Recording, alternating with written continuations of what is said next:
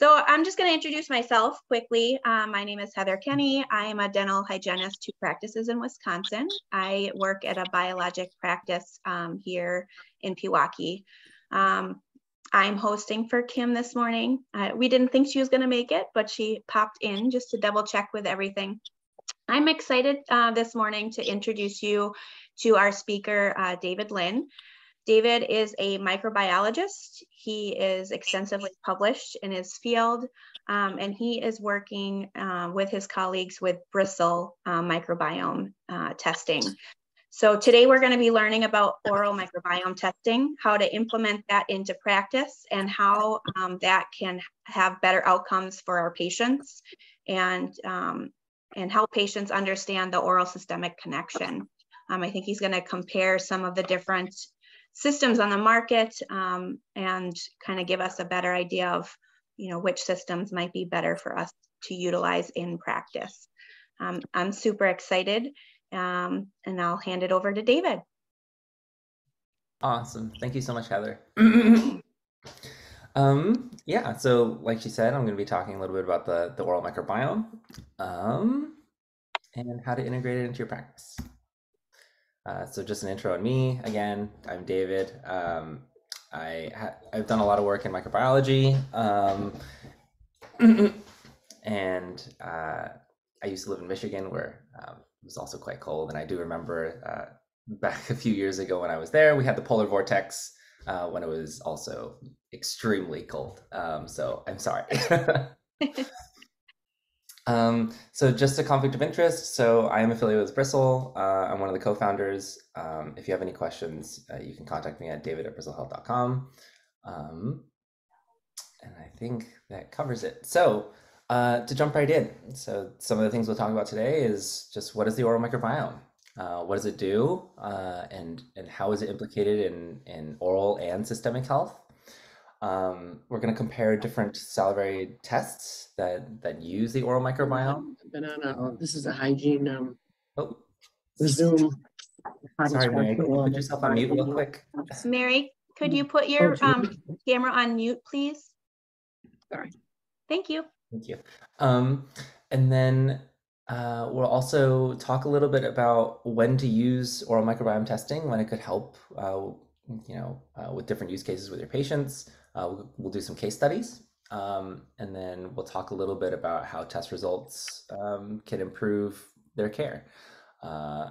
Also talk logistically just about their workflow, just how this works in the office, and how to communicate this to your patients, because a lot of patients aren't aware about the oral microbiome, and they know more about traditional dentistry, and maybe they've had cavities or gum disease, but they've never really heard about why bacteria in their mouth are responsible for disease.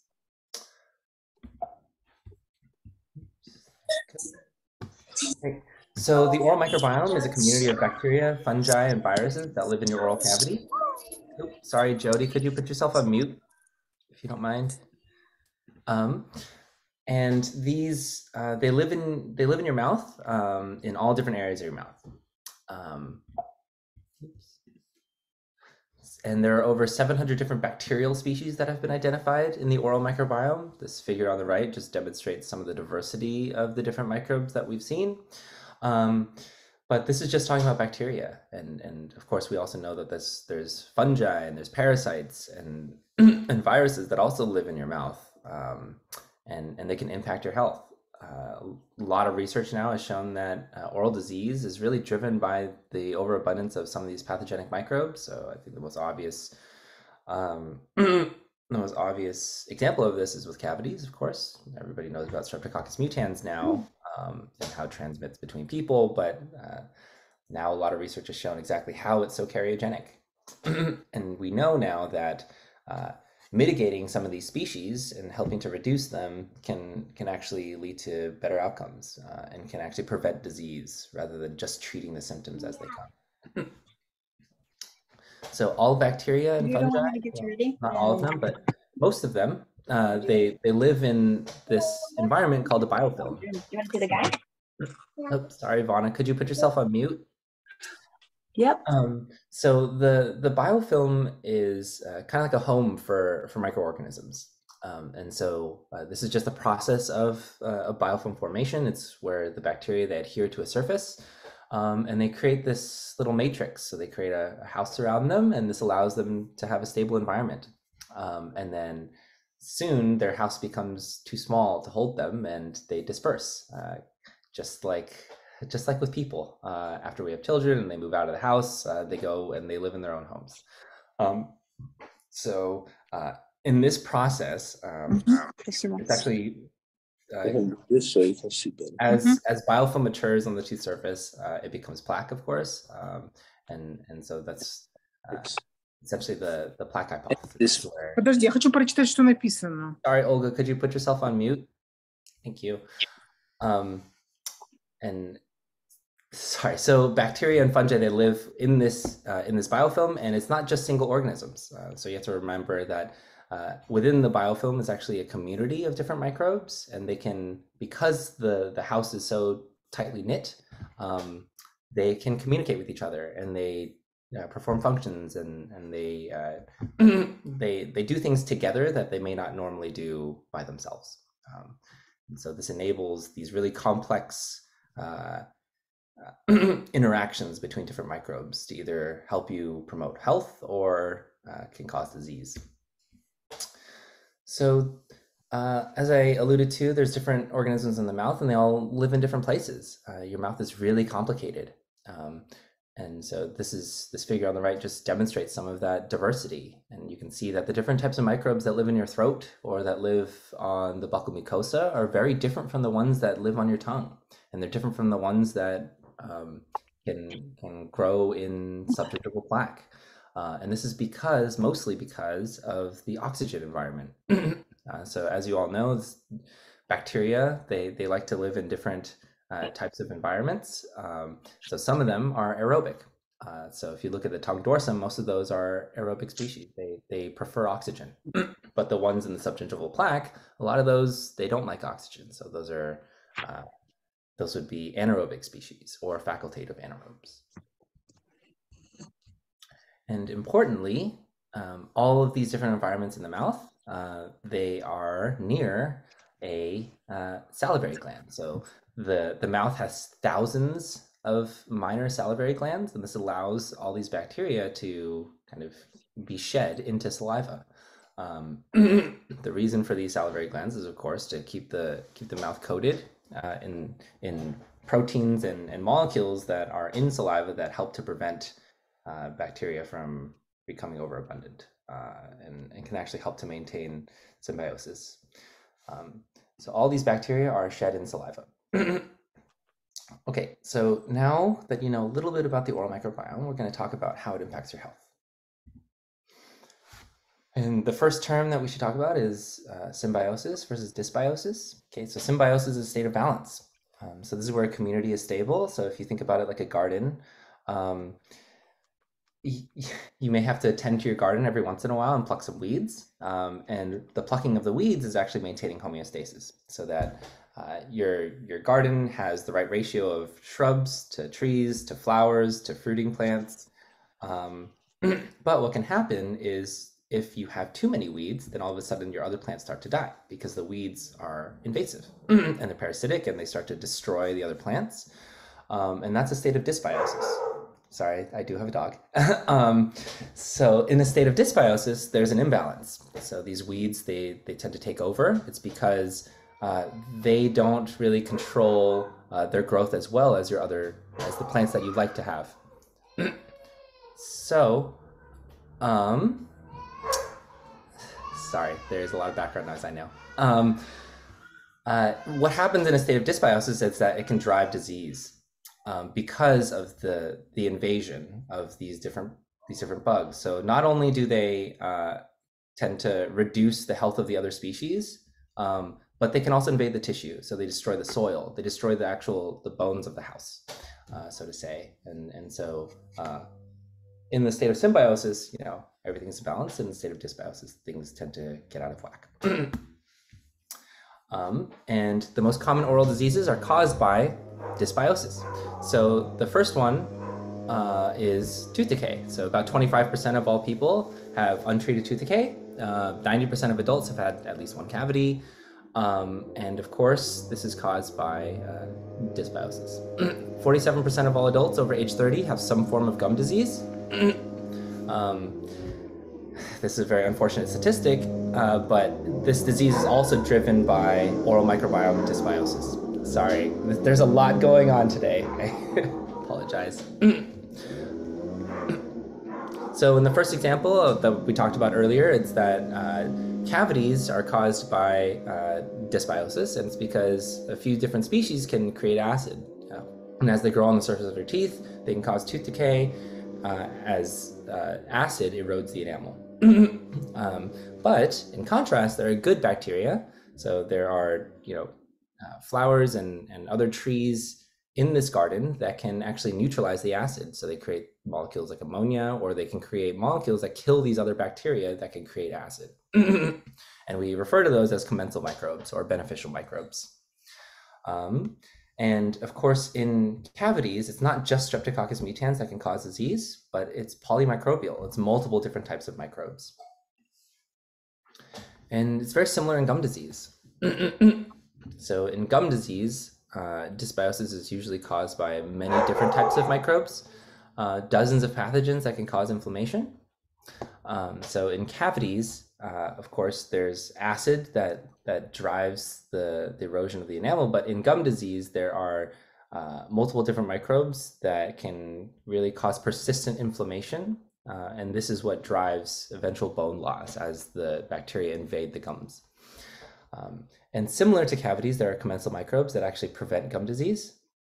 So they can either compete directly with these microbes from binding to the gums or binding to the pocket. And they can also create molecules that kill these pathogenic bacteria. They're called bacteriocins.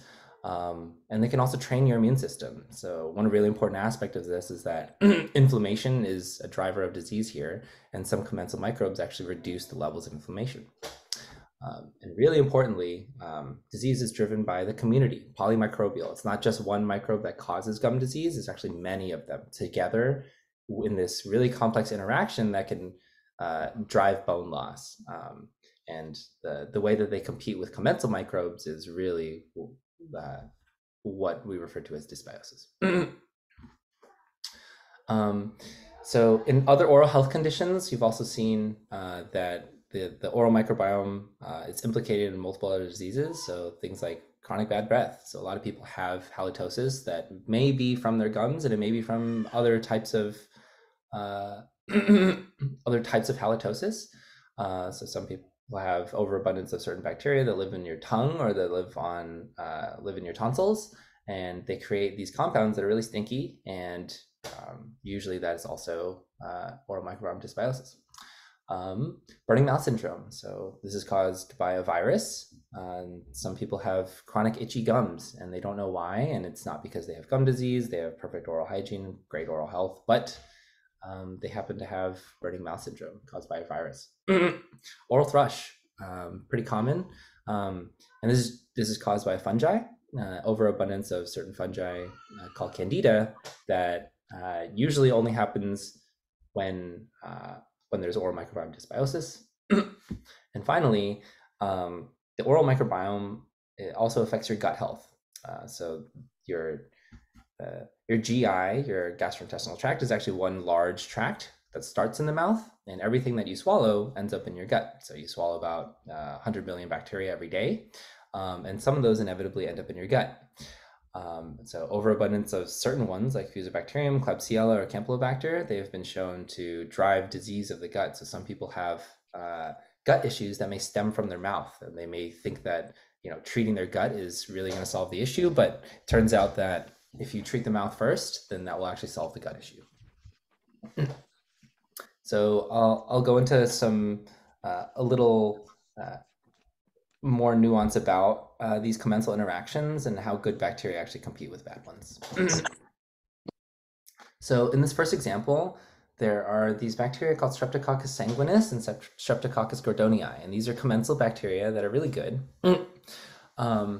And there was an observation a while ago where healthy people had very high levels of this activity called arginine deaminase. Okay, so these are in caries-free people, people who have never had a cavity. For some reason, they have very high levels of arginine deaminase.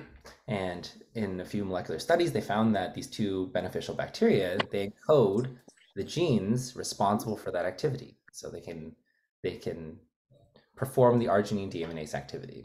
And arginine deaminase is essentially the breakdown of arginine into ammonia and into different nitrogen products that can neutralize acid.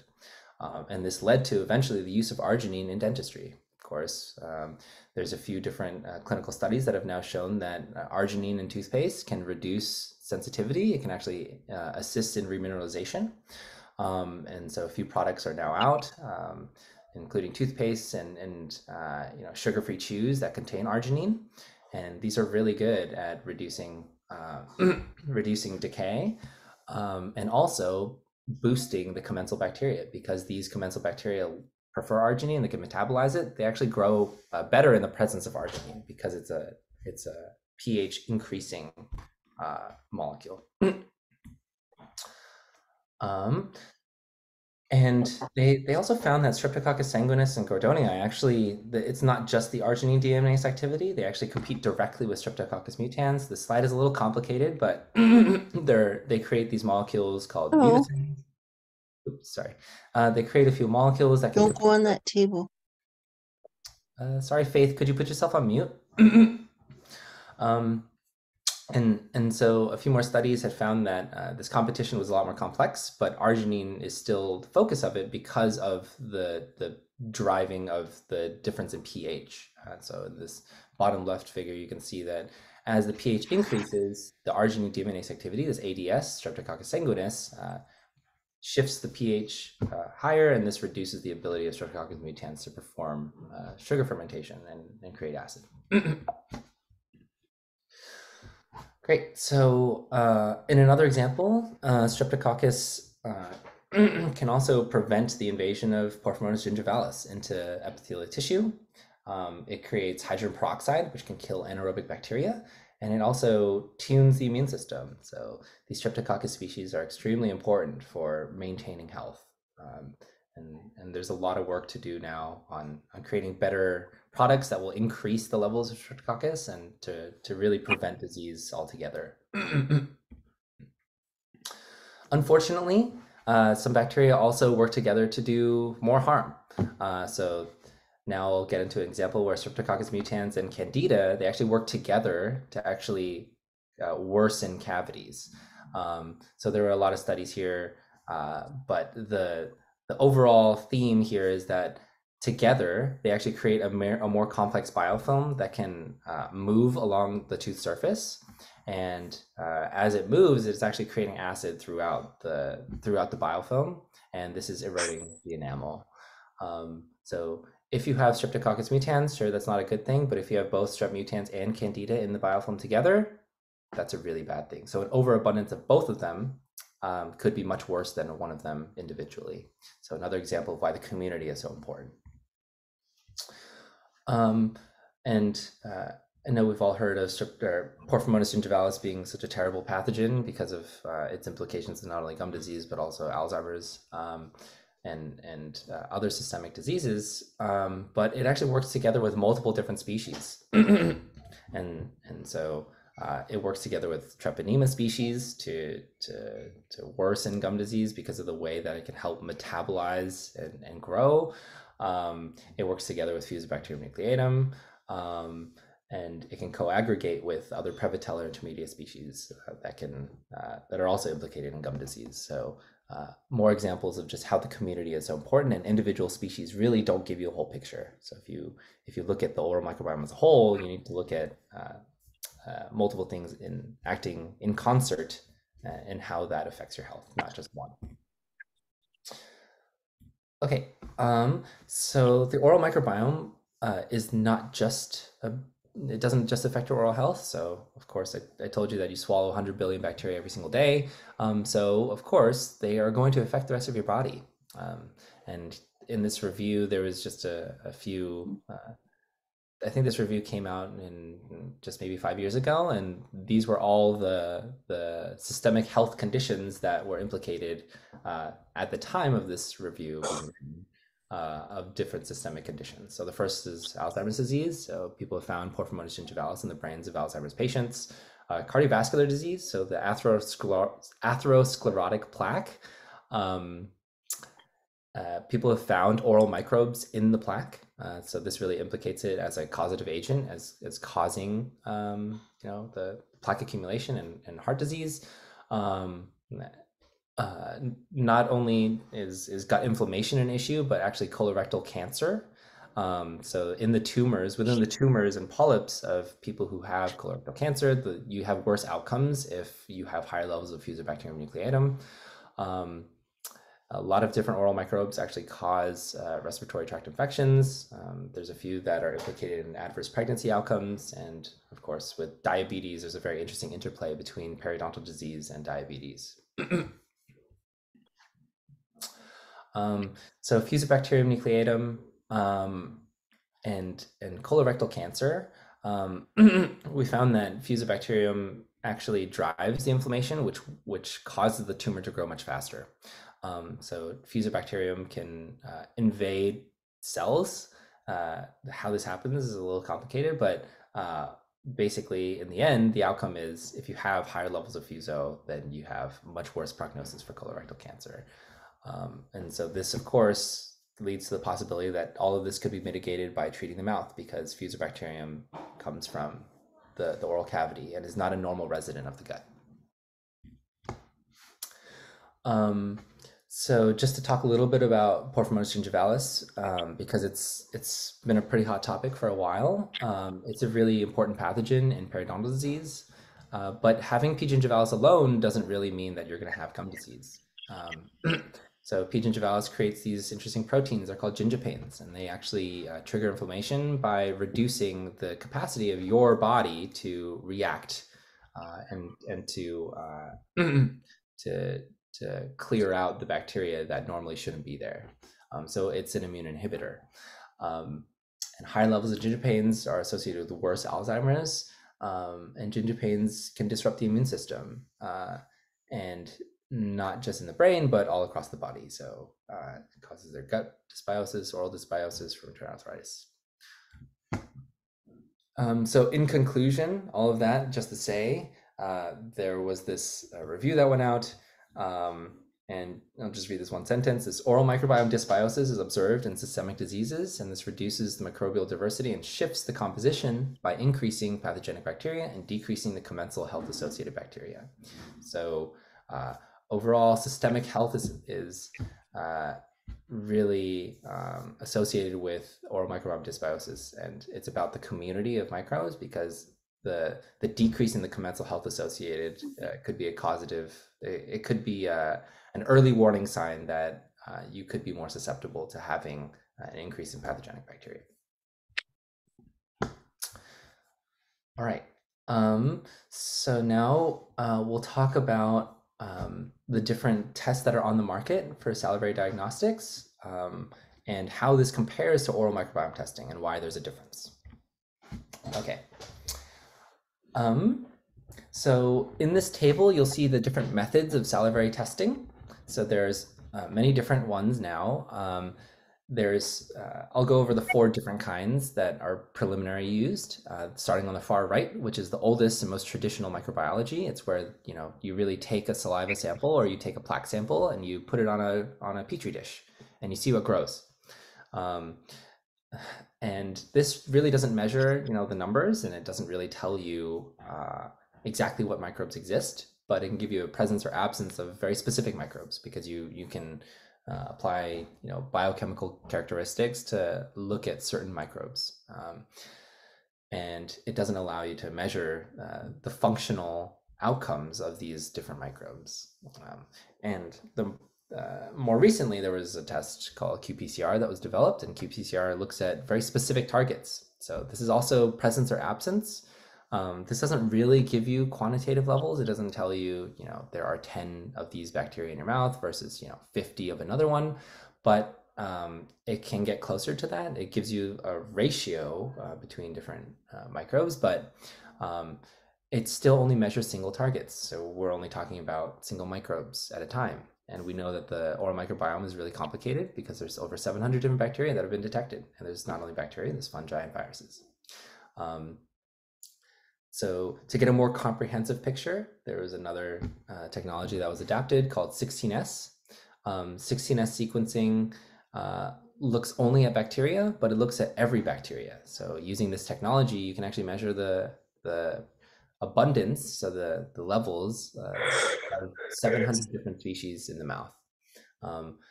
But it still doesn't give you what those bacteria are doing. You can kind of infer that, but the last technology allows you to do almost everything. So the Shaka metagenomic technique measures bacteria, fungi, viruses, parasites. It measures everything in a sample because it looks unbiased at everything. And you can actually tell exactly what these bacteria are doing because we can actually look at the genes that these bacteria are making using Shaka metagenomics. And I didn't talk about this resolution piece because I'm going to talk about that in another slide. But essentially, Shaka metagenomics is the most specific. So you know that actually, I'll get into it in the next slide. Before I do that, there are, so we talked about qPCR and Shaka metagenomics and 16S, and these are the different tests that are currently on the market. I think there are a few more beyond this, but these are the generally comprise probably 80 to 90% of the ones that people are using today. And these are all the analysis methods and what they detect. Okay. And you'll see that there isn't any other test on the market that uses Shaka metagenomics except for the Bristle test. Most of the other tests use qPCR, so they're only looking at single targets. And you can see that the species detected, there's only 2 that can look at all the bacteria in a sample, and those are the perio-dx, which is a microgenetics test, and the Bristle test. And the only ones that can test all the bacteria and the fungi are both those, the perio-dx and Bristle. Most of these other tests, they only look at a very small subset.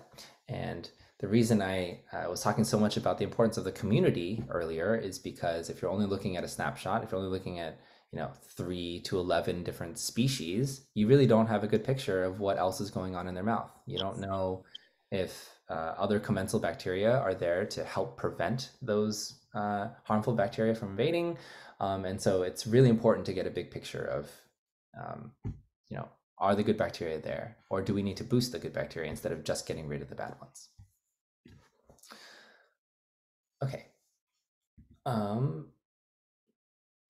So Shaka metagenomics uses all the DNA in a sample, and we talked a little bit about the functions. I'm just going to do this in like 5 seconds, but the picture on the right is a genome. So this is all the DNA in Porphyromonas gingivalis, and each of those blue lines is a different gene. And so these bacteria are really complicated, right? They do a lot of different things, and Shaka metagenomics is so cool because, and it's really like it gives you an amazing picture of what these bacteria can do because it actually measures all those genes. It can look at everything. And this is in contrast, of course, to qPCR or other technologies. So talking a little bit about the strain level, the resolution that I alluded to earlier. So resolution allows you to tell exactly what types of organisms are in your garden. So you may know that you have an apple tree, but maybe you want to know if it's a Gala apple or if you want to know if it's a Fuji apple because they taste different, right? So this is an example of what's known as taxonomy. I'll just jump all the way to the right, COVID-19. So we know that there's a taxonomy to it. This is how we organize organisms. So COVID-19 is a SARS-CoV-2 virus. So you can see that species all the way at the bottom, but the species really doesn't tell you that much, right? Because we know that the strain, Omicron, was much more virulent than the alpha strain or the beta strain, the strains that came before it. So we know that they actually perform different functions, even though they're the same species, right? Just like the apple tree, the Gala apple and the Fuji apple, they taste different. So they must be different in some way. And this is why resolution is so important, because some of these Streptococcus mutans species are actually much worse than others, and some of the commensal species are much better than others. And shotgun metagenomics allows you to look at those subspecies, those strains. It tells you, do you have, you know, a really good tasting apple, or is this a Granny Smith that you should probably put in a pie instead? Okay, so just one more time, just talking about the community. All these bacteria, they interact in really complex ways. And if you only measure 3 things, you're not getting a very good picture of your health. So shotgun metagenomics, the outcome of shotgun metagenomics is you're measuring relative abundance. So this is the relationship between one microbe to another. So if you imagine your garden again, instead of counting every single leaf on every single tree, what we're doing is we're taking a ratio of all the different plants that are in the garden. So if you know that you have 1 apple tree to 3 orange trees, then you would have a relative abundance of 75% oranges and 25% apples. And this is rather than measuring 1-to-1 or 3 and 1, because we know that commensal species interact very closely with pathogenic species. And I'll give an example of why this is important. So in these 2 patients, let's say we're measuring just the pathogenic bacteria. Let's say we're just measuring 3 different bacteria, okay? And in both of these, we measure the same number of genome copies, which is the amount of bacteria basically in these patients. And both of them have 5, okay? So now we're not sure, like, what do you do with this information? Because both their observed statuses are unknown. But it turns out that if you measure the rest of their oral microbiome, you measure the commensal bacteria, you measure the neutral bacteria, you measure all the other bacteria that are in their mouth, and you actually find a very different picture, because patient 1, they have 5 genome copies, they have the same genome copies, but their commensal bacteria is extremely low. They also have only 5. So now you realize they have 50% pathogenic, 50% commensal, which would be classified as oral microbiome dysbiosis, because they don't have the commensals to help compete with the pathogenic ones. But in patient 2, we actually have 45 genome copies, very high level. And that could be symbiosis. So the commensals are actually keeping the pathogenic in check. So every day, the commensal ones are just pulling the weeds of the pathogenic ones, and they just come back down every day. There's this delicate balance. And so on the right, we call this oral microbiome symbiosis. So the oral microbiome, this is just a little bit of data, but on the y-axis, what we're looking at here are these different boxes, and each of these dots is a different patient. And this line basically tells you the average of a different category. And you can see that the oral microbiome alone is a really good predictor of somebody's health, because in cavities, you can see that if you just look at the oral microbiome, their cavity score is much higher than people who are healthy. And this is the same in gum disease. So the people who have gum disease have a much higher gum disease score than the people who are healthy. And so the oral microbiome is actually really powerful. And this is just to demonstrate, the utilization of it. We can help to predict outcomes. Skip this, except just to say the oral microbiome is really complicated. But the insights that you can get from them, so the things you can tell your patients from oral microbiome data is actually very simple. Because you can classify the different oral microbiomes into risk categories. And you can say, well, your gum inflammation, risk is relatively high because of your oral microbiome. And so if you don't do this, if you don't mitigate it now by performing certain either at-home care or a treatment in the office, this gum inflammation could get worse because you have oral microbiome dysbiosis. We'll talk a little bit more about how to communicate this with your patients. The oral microbiome testing also allows for tracking over time, because you can just send a test to your patient's house, and they can do all this from the comfort of their home. And this allows for remote monitoring and to determine if a treatment protocol is actually helping them or not, or if they're really doing their at-home care, because of course, a lot of patients, of course, have an issue with compliance. And so this is one way to say, hey, you should probably do the thing that we asked you to do because your scores are getting worse. Great.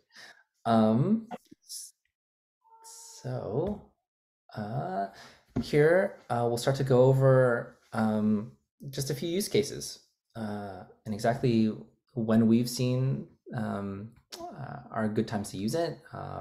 And really, it's a really important tool to use, like any other tool, to help improve the care of patients. So if you have a new patient coming in, this can be really useful at establishing a baseline.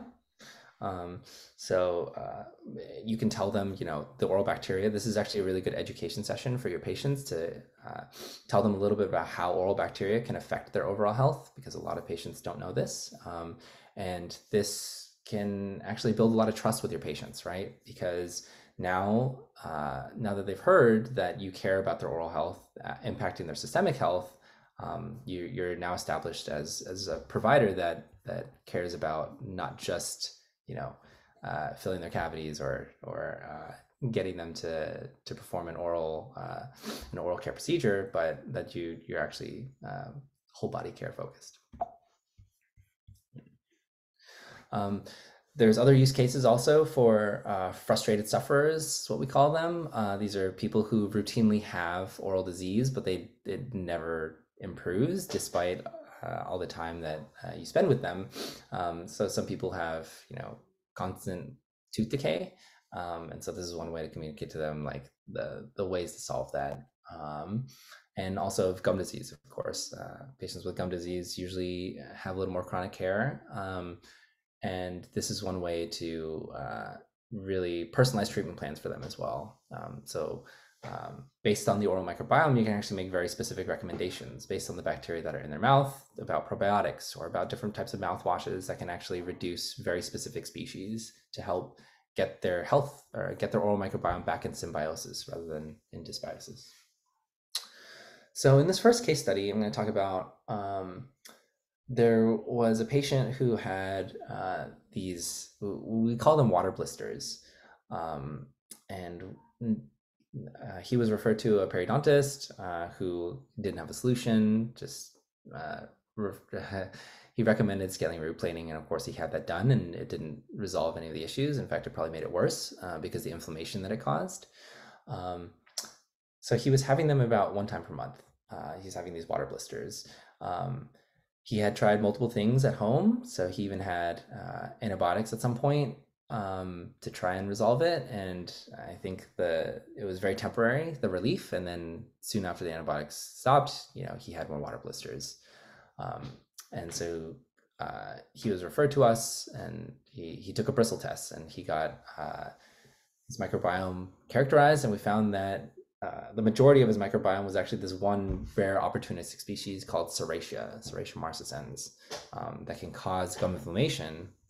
And because of that, he was recommended 2 different oral hygiene recommendations to do from at-home care.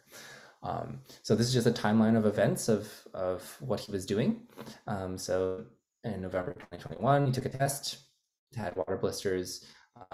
February, he didn't make much change, except dietary changes. He thought that certain types of meats may be triggering it, but he was still having water blisters frequently. His oral microbiome didn't change very much. And then there was a study that came out that showed that xylitol can actually inhibit the virulence of this bacteria, and started taking it. So he started doing a rinse 3 times a day. And soon after, his water blisters actually reduced. He only had 1 outbreak in the next 6 months, but his microbiome didn't change that much. So it turns out that it took a little bit more than just the xylitol. He started taking another probiotic for using this one thing called lactobacillus that can kill certain opportunistic species. And then in October, he took another test, and it seemed that the Serratia was all gone. And he hadn't had a water blister for another 6 months. And we're still figuring out why the last one is, why he's still having a water blister less frequently. So in that case study, you can see why profiling the entire oral microbiome is really important. So that patient, I didn't say this earlier, but he actually had an oral DNA test to look at the 5 different species, or maybe 11 different species that cause periodontal disease, and they were all low. And of course, they were all low because this one Serratia was very high. So just to demonstrate more utility and why the community and why measuring everything is really important. And of course, there's other patients who may come in and tell you about their other health issues like chronic bad breath or burning mouth syndrome, oral thrush, and even their gut health. So I know a lot of oral health providers may not be asking about their gut health, but it may be time to start that because of the connection between mouth and oral microbiome testing can actually help all these people. Of course, because of the impact of oral health on systemic health, there's other at-risk patients. So in particular, people who have diabetes, it's important to get them oral microbiome tested because of the crosstalk between periodontal pathogens and diabetes. So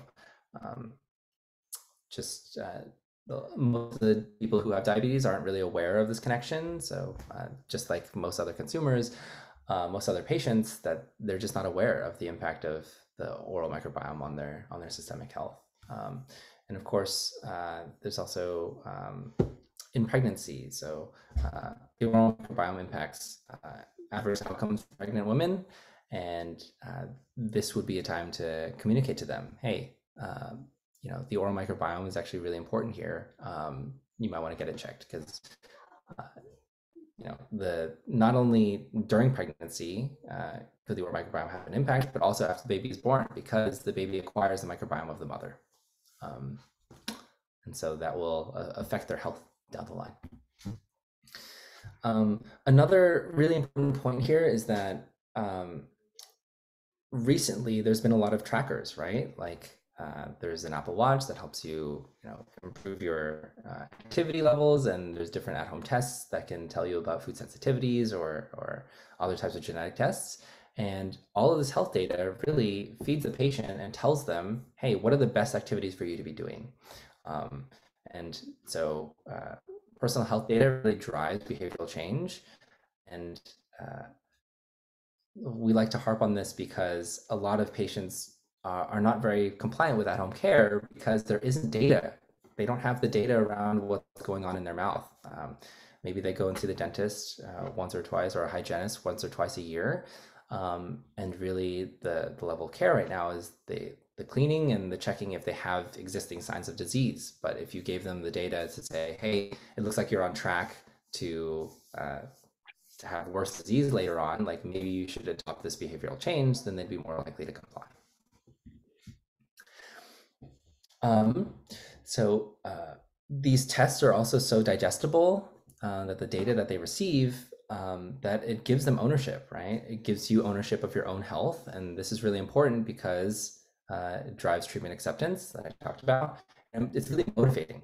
So, you get the ping on your Fitbit that says, hey, you should stand up, or you should take a walk for 10 minutes. And that's a really good motivator because people, they don't tend to think about their oral care all the time. And this could help them think about their oral care in times when they're not really thinking about it. And it helps you retain your patients because if they've taken an oral microbiome test with you and you communicate it with them, then they're more likely to come to you for advice around what's going on in their mouth and for follow-up care. Other applications, one is remote monitoring, of course. So there are patients who don't come in very frequently, and maybe you're missing them, and they only come in when they have an issue. And those issues, obviously, most of the time are not reversible. They've come when they already have decay that's can't be remineralized, where it has to be treated with a filling. And instead, you could help them take care of their health at home by doing some remote monitoring.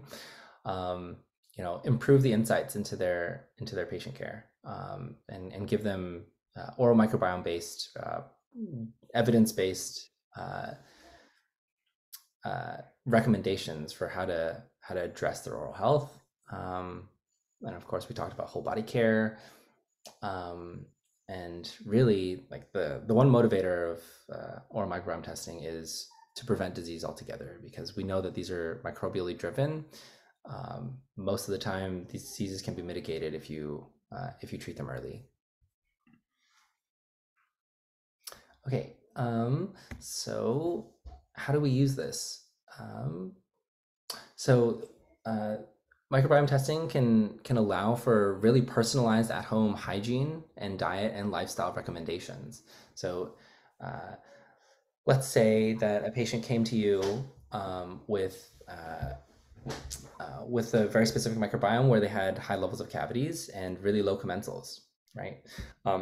Then you can adopt different recommendations for instance, a toothpaste with arginine, or basic bites, which is just an arginine chew that you normally wouldn't give to a patient because you're not aware that they had low commensal species or that they had Streptococcus mutans in their mouth. You can also make dietary modifications. So a lot of patients aren't aware that nitrate is really important in their oral health, and some oral microbiome tests can actually reveal the ability of a microbiome to reduce nitrate. So nitrate is actually reduced in the mouth to nitric oxide, which is a really important chemical that helps to maintain blood pressure. And so dietary modifications can help to increase those bacteria that can reduce nitrate. And similarly, there are other recommendations depending on a specific oral microbiome. And it can also guide treatment planning. So not just at-home care, but it can tell you more about what the risk is of a carious lesion to progress and to become worse. So incipient lesions may be able to you may be able to treat or not treat just by waiting to see if it will remineralize, and hoping the at-home care regimen that a patient takes will halt caries progression. But really the way to figure out if it's going to be worse is through microbiome testing, because if there's Streptococcus mutans or Streptococcus sobrinus in their mouth, it's more likely for that to progress. If they have high commensals, if they have high levels of Streptococcus gordonii, maybe you don't fill it, and maybe you say, yeah, the good bacteria could help to remineralize this region, and so we'll wait. Or maybe you have to fill because you learn that their microbiome is in dysbiosis. Similarly for gum disease, very specific treatments can be used for different periodontal pathogens. Of course, if some people have dysbiosis, you may require antibiotics. We usually don't recommend it because it tends to disrupt the rest of the microbiome, but in some cases, it's really beneficial, right? And the way to know which antibiotic to use, oral microbiome testing can tell you. And it can inform your decisions on different types of therapies, so ozone treatments, laser, other types of adjunct therapies, even probiotics. They can be guided using a microbiome test. And of course, after, for instance, an SRP is done, a lot of patients will have to come back in for follow-up care, and a lot of patients don't do that.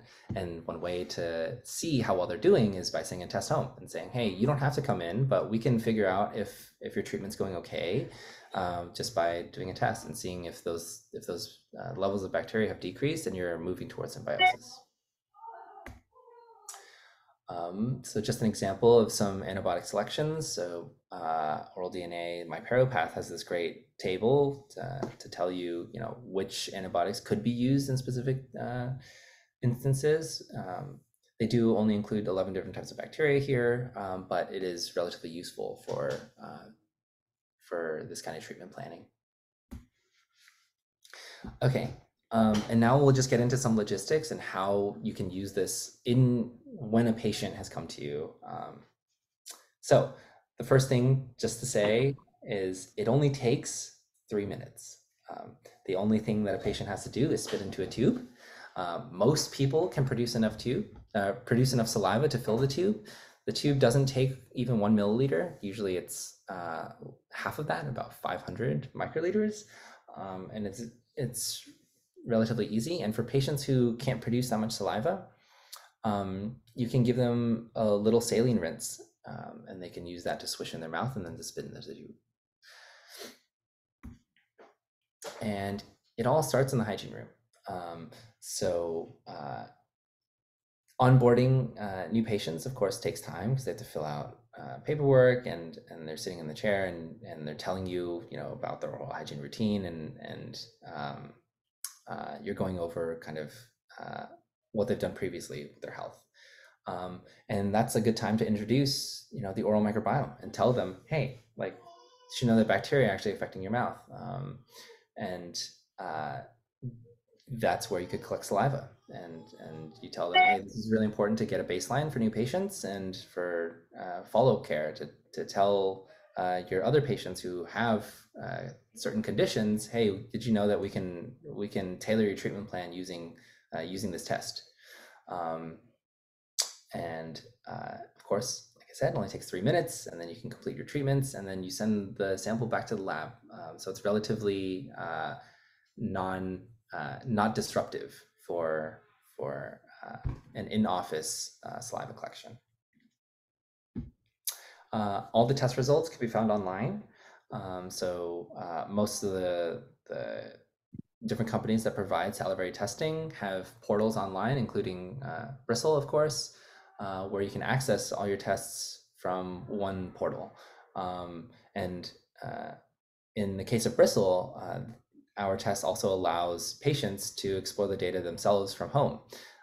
And usually what happens is that a patient will see the results at home, but they'll still come to their provider and ask, hey, can you help go over my results? And so they ask for your input on how their oral microbiome is doing. As a provider, you can also compare different observations between the microbiome and their health outcomes, and to help explain that to the patient. For triaging, basically, for people who are healthy, you can make a quick call to them and say, hey, your oral microbiome looks great. It looks like you have high levels of commensals, and we just recommend that you come back, at your normal routine. But in other cases, you may find that they're actually at risk of something. Maybe they have very high levels of fungi, and you say, well, like, you might have tooth decay because your candida is starting to get out of whack, and if you have any other species, it could get much worse. And so you may ask them to come in more frequently. You may say, you don't need a 6-month checkup, you actually need a 3-month checkup, because we want to make sure that incipient caries, your incipient lesions, aren't getting worse.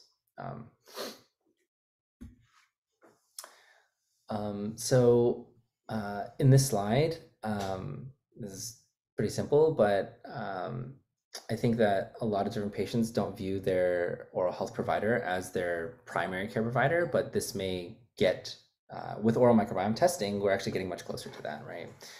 Because of all the connections that we know between the oral microbiome and overall health, this is one way to explain that to your patients.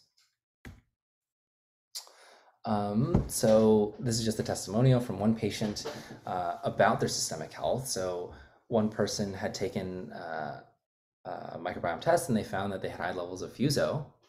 And she previously had some gut issues. And so because of the high levels of fuso, her primary care physician said, maybe you should schedule colonoscopy. And she had some precancerous polyps that were quickly removed after that, because if you have high levels of fuso, of course, those are more likely to progress to cancerous tumors.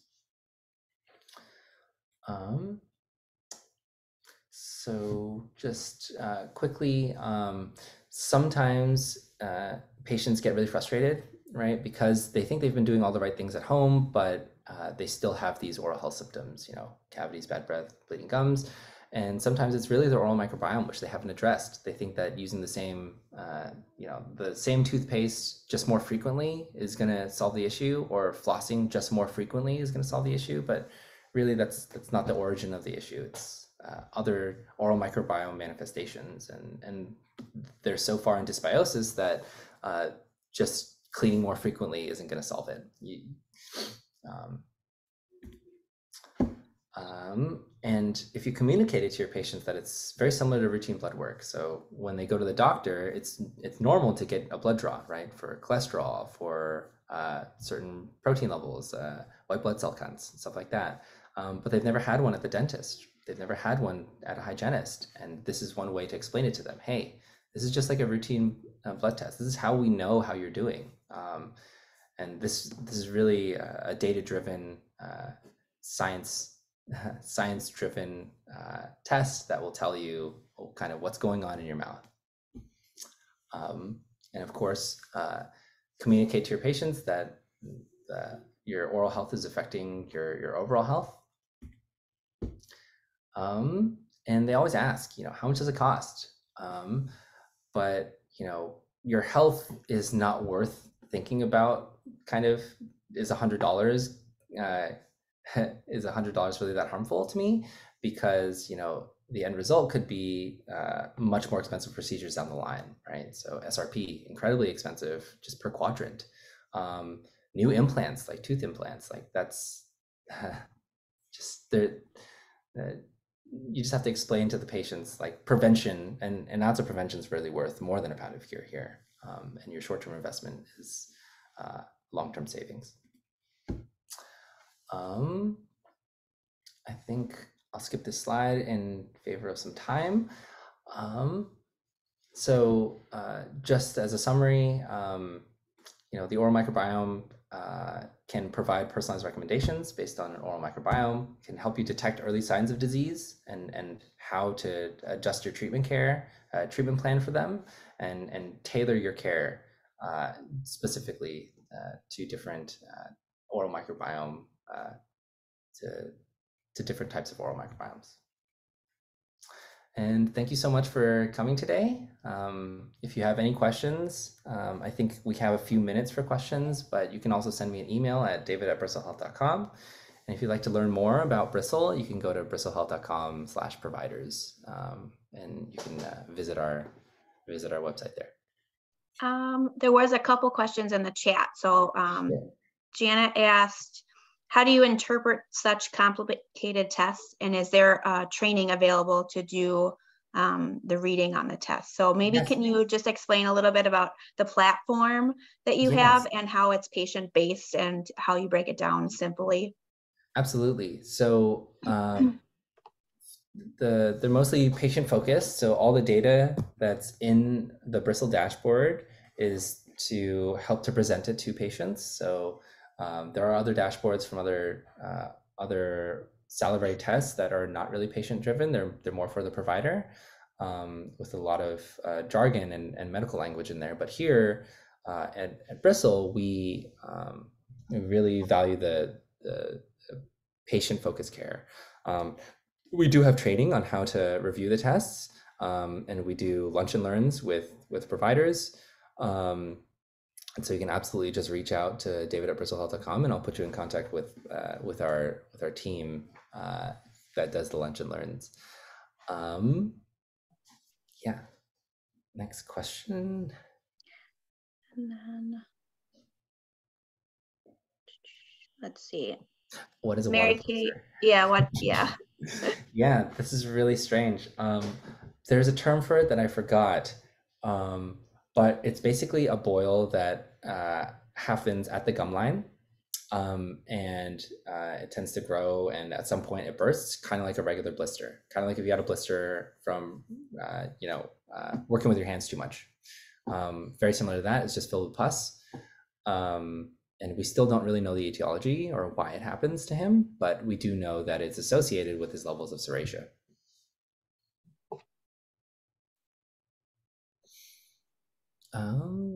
Any other questions? I think Crystal had a question. I have a few questions. Sure.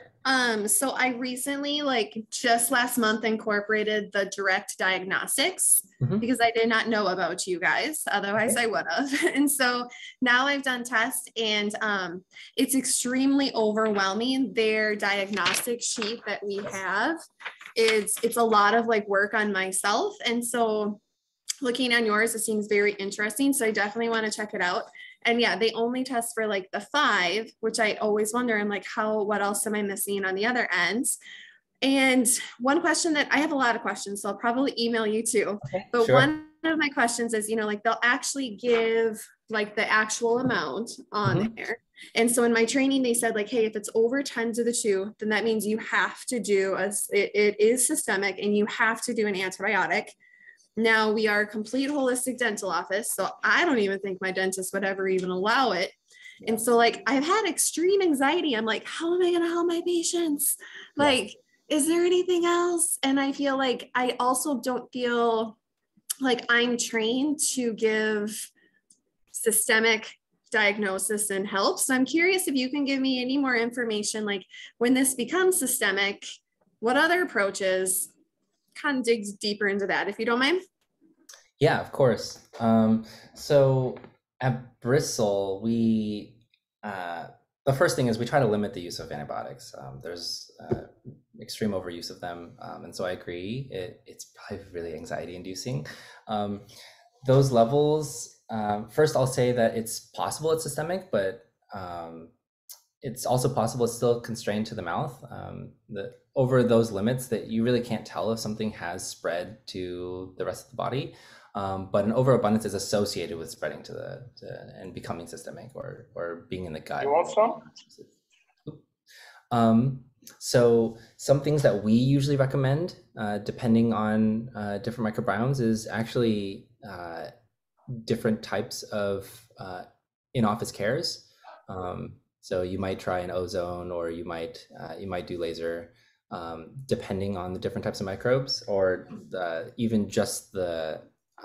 So I think the direct diagnosis is only on perio. Is that correct? Is only periodontal pathogens? Yeah, it is just that. Just those 5. Yeah. So depending on the extent of kind of the spreading of the gum disease and how bad their pockets are, then you might also recommend different at-home care. So some things that we recommend are certain types of probiotics that have clinical efficacy, which a lot of people don't know yet, but the extensive clinical trials have shown benefit for adjunctive care using probiotics, and also some mouthwashes. So even just 2 weeks of using diluted mouthwash in a water pick in a very specific pocket could actually yield really good results.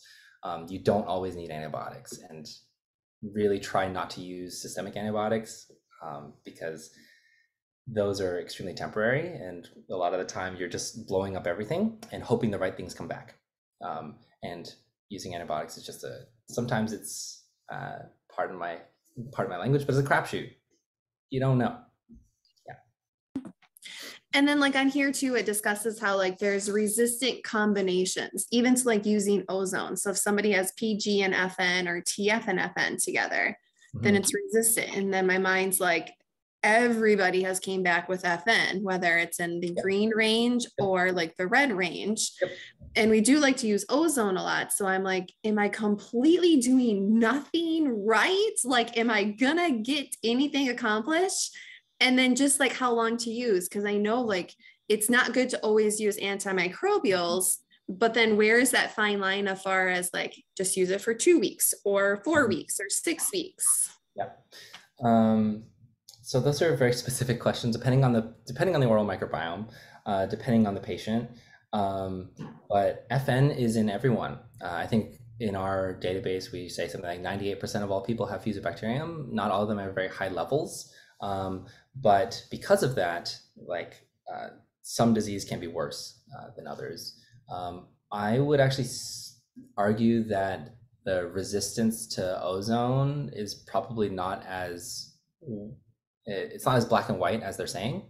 But that's just from my experience, in that we've actually seen benefit from using different therapies, and they're usually not that resistant.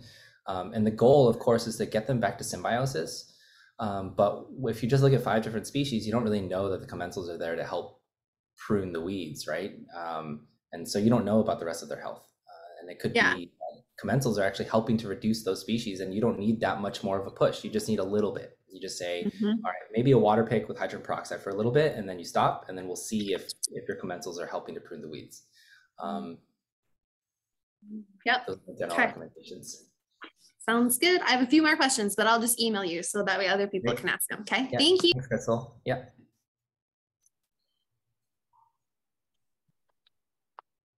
Any other questions? I do. I have a question. Sure. So going way back to kind of the beginning, you said that the S. sanguinis and S. gordoni, sorry if I pronounced those completely wrong, are they antagonize the Streptococcus mutans. and that we could use arginine or arginine toothpaste. But that kind of feels like just treating, like almost like treating a symptom instead of the problem. So this kind of ties into what you said to Crystal. Like, is there a probiotic that is better for the oral cavity than, because most probiotics are typically for gut health? Yep, I love this question, and it turns out there are. So we actually ran a study using a probiotic that had 3 different species in it. It's Streptococcus salivarius, Lactobacillus reuteri, and Lactobacillus paracasei. And so you can actually find, if you just Google like Bristle probiotics or something like that, you can find a blog that we've written on that summarizes all the clinical data that supports certain species and how they can help improve oral health. And usually these are in the form of a mint or a lozenge because they have to sit in the mouth. But a lot of patients, they think that when you mention probiotic that it's, you know, a gut probiotic, but it's not that. It's one that sits in your mouth because those bacteria, they need to impact your mouth. So those species, they can actually increase the levels of Streptococcus gordonii and Streptococcus sanguinis. The way that it happens is actually a little bit complicated in that some of these bacteria, they create molecules and they don't really colonize your mouth. So just for instance, Lactobacillus reuteri, it doesn't colonize your mouth. It's not really good at growing inside your mouth. But in the temporary time that it's sitting in this lozenge, it creates these molecules called reuterins. And these can kill specific bacteria. The way that happens is that it only targets some bacteria, not others, but by reducing those, it actually gives space for Streptococcus gordonii to expand and grow. And then if you feed it some arginine, then of course it's going to grow much faster than the other species. And so the prediction would be that those would now be able to come back to levels that could help to compete with Streptococcus mutans. So I really like the point about how it feels like we're sometimes just treating the symptoms. But in this case, like you can give an oral microbiome test before even knowing about if they have any cavities, and you can actually prevent lesions from getting worse and hope to help remineralize them before having to apply surgery, basically just drilling the teeth. And so in that case, I would actually still call it prevention, right? Because it's entirely prevention focused. Absolutely. Okay, thank you. Yeah.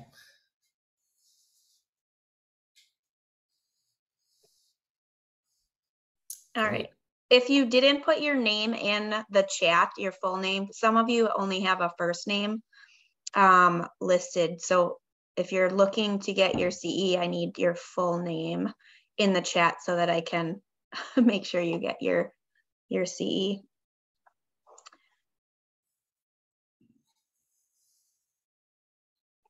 Any other questions? All right. Excellent. Thank you so much for your time today, David. Yeah, thank you as well. Thank you, everyone. If you have any questions, just send me an email. Thanks. Have a good weekend. Marcia, did you still have a question about the probiotics? Nope, I asked that.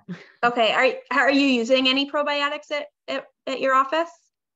So I started using it's a Bliss K12, I think is what it's called. It is an oral probiotic. But I don't do testing, so I don't know if I'm using the right thing, if it's helping the people I've given it to. These are people that have come to me that like I feel like they've tried everything else. They've been through multiple offices. They heard that I practice more holistically, and we've tried diet approach. And I also do use ozone in office. And so kind of at the end of the ozone therapy, we have this chat of like, let's throw some good bacteria that are meant to be in there. And this Bliss K12 probiotic was what I had found online. That's a pretty common one. Yeah. So the Bliss K12 has Streptococcus salivarius in it. I selfishly I would recommend testing, but also not selfishly I would recommend testing, because the way to know, so the best responders to Bliss K12 are people who have low levels of Streptococcus salivarius already. And if you have high levels, what we found is that you're less likely to be affected by the probiotic because you already have such high levels. And so a different probiotic may be more beneficial. But that's my, well, I guess I answered both ways. It's non-selfish and selfish. Thank you. And just as a hygienist who has been using some of the oral microbiome testing, I've done some of the oral DNA, and just like Crystal, it's sort of just frustrated with some of the patients didn't clinically present with needing like scaling and root planing, or, you know, and you would just get a window of their risk factor. So we are switching to the Bristle just to understand the whole picture. I say it's like looking at the picture in one view, whereas having the whole image, you know, kind of gives us a better understanding of the whole health. With using a microscope, I see major problems with yeast overgrowth and caries risk. So just having, not to have to be able to test so many different tests, you know, and having the whole picture within one test and being able to have those communications with patients, I think is the benefit of utilizing Bristle. Okay.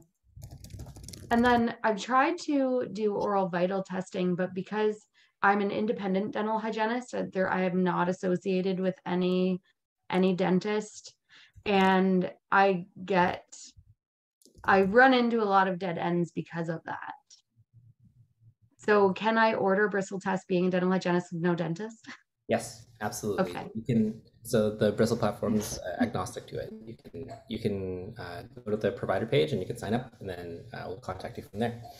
Yeah, I will. Patients can go too. So because it is patient-based, even if you just directed patients to a patient is able to order their own tests and do their own monitoring at home. Ah, okay.